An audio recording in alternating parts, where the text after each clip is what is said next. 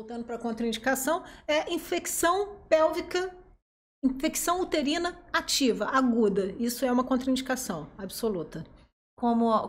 Por exemplo, quais tipos de infecção que a gente pode... Endometrite aguda, saindo pus de dentro do útero.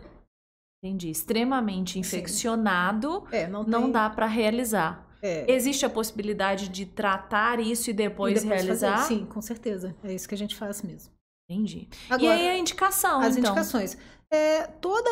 Toda e qualquer alteração dentro da cavidade uterina, ela pode ser a indicação de videohisteroscopia. Quais são essas indicações? Normalmente, você vai ao seu ginecologista, ele pede uma ultrassonografia, na maioria das vezes. Essa ultrassonografia pode vir alterada e ele encaminhar para fazer uma videohisteroscopia. Deixa eu explicar como eu explico para as pacientes, que aí você vai conseguir visualizar. Eu costumo dizer para as pacientes que imagina que o útero é como se fosse essa sala. A gente tem a porta de saída e a gente tem o corredor, certo? O corredor, imagina que quando a gente coloca o bico de pato, eu vejo o colo do útero. Na verdade, eu estou colocando o bico de pato lá no corredor.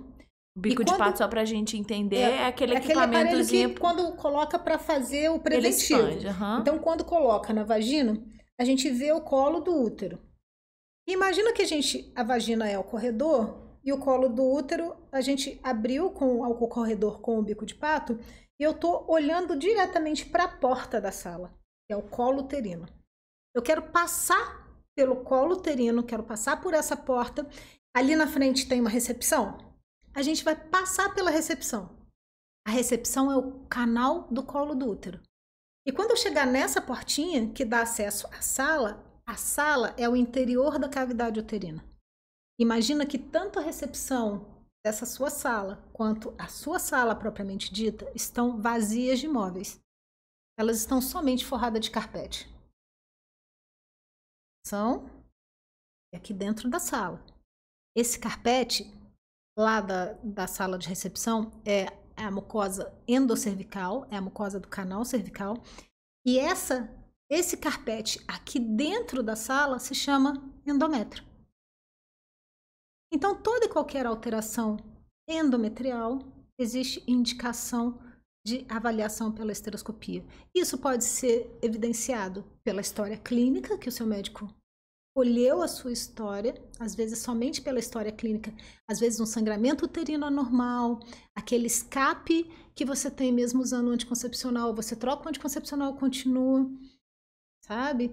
E às vezes dor para ter relação, isso eu estou falando só de indicações clínicas, tá? Dor para ter relação, que às vezes a ultrassonografia vem inocente, vem sem alteração nenhuma, sangramento para ter relação, e além das alterações de ultrassonografia, como, por exemplo, espessamento endometrial, pólipo endometrial, miomas submucosos. Agora, continue imaginando essa sala aqui, forrada de carpete, e a gente tem a parede da sala. A parede, o tijolo da sala, é a parede do útero. Apesar de quando eu entrar por essa porta, eu olho a sala e vejo o carpete, eu consigo avaliar o carpete em cima e lembrando que em cada ponto da sala, quando eu entrar pela porta, em cada ângulo dessa sala, direito e esquerdo, eu tenho a entrada das trompas. Eu tenho a entrada da trompa direita, eu tenho a entrada da trompa esquerda. Só que eu não enxergo através do carpete. Eu não enxergo através do tijolo da parede, mas se existem alterações como miomas, por exemplo, que nascem no tijolo da parede e crescem, empurram a parede para dentro da sala, a histeroscopia também está indicada nesses casos, para a gente avaliar o quanto essa parede está sendo empurrando para dentro da sala. Quanto esse carpete está alterado por conta... E na verdade o carpete, ele é dinâmico. Ele imagina que esse carpete, o endométrio, é a camada que reveste o útero por dentro, e quando a gente está quando a gente vai menstruar, esse carpete ele descola, esse endométrio descola, sai junto com o sangue, e quando ele está saindo, um outro carpete está sendo formado. Então, quando você está no período fértil, à medida que você menstruou, esse carpete afinou, ele vai crescendo, crescendo. Então, ele é dinâmico. Ele é lindo. Então, quando você está próximo de ovular, ele tem características muito diferentes. E, ao contrário, na menopausa, esse carpete está muito fininho. Nas alterações hormonais, ele pode estar muito mais grosso do que o normal. Então, ele é muito dinâmico. Tá? E essas observações são muito... cada glândula, é um vaso sanguíneo, é a espessura desse endométrio. São muitos detalhes, assim, que a gente consegue ver ali. Então, na verdade, a indicação para esse exame é muito ampla. Vai muito dessa percepção do ginecologista obstetra que encaminha, porque determinados exames são aqueles primeiros exames, né? Como você disse, vamos fazer uma ultrassom. E aí, às vezes, as queixas continuam, porque aparentemente as coisas não foram mostradas, avança para um ou outro exame, mas para ver de forma clara a vídeo, já tem o nome, né, do vídeo, né? Eu já sou suspeita, porque a gente ama um vídeo aqui, né? Mas é que o vídeo tem essa possibilidade mesmo, e não é qualquer vídeo do lado de fora. É um vídeo lá dentro que mostra de forma muito detalhada. Eu acho que é o grande diferencial do exame. A câmera tem um aumento de 20 vezes, né? Então, a gente vê a cavidade uterina de forma muito ampliada. A gente consegue ver esse endométrio, as glândulas do endométrio, os vasos sanguíneos. A gente consegue ver de forma bem detalhada mesmo. Eu fico com vontade, toda vez que eu saio daqui, eu fico com vontade de pesquisar tudo sobre, entrar no Google lá e colocar. Dá um Google, bota lá videosteroscopia, endométrio. Endométrio, quero ver. Bota endométrio normal, né, primeiro, depois você vai evoluindo para as patologias. Que aí a gente vai tendo pós no Google, pós no DrCast, né, além do Grey's Anatomy. Isso aí. Mas então as indicações são muito, muito amplas, né, muitas possibilidades de identificar alterações. Sim, por exemplo, uma outra indicação é infertilidade. Paciente de infertilidade, seja na pesquisa da infertilidade, foram feitos todos os outros exames, não viu nada, pode fazer, tem indicação de fazer, o seu ginecologista vai avaliar a indicação de fazer a videosteroscopia para fazer a avaliação endometrial, né? Outra indicação, por exemplo, que eu vejo muito e com muita frequência paciente que estava grávida, foi submetida, perdeu o bebê, teve um abortamento espontâneo, precisou fazer uma curetagem e logo depois dessa curetagem, essa paciente ficou tentando engravidar e não conseguiu mais.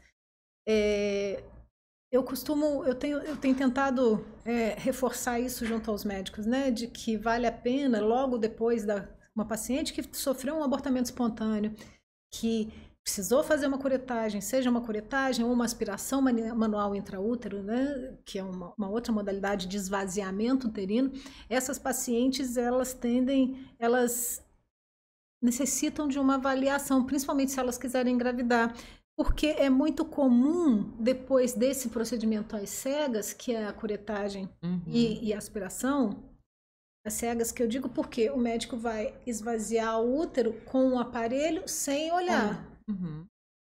E aí, o que pode acontecer? Tem pacientes que têm propensão a fazer aderência no útero.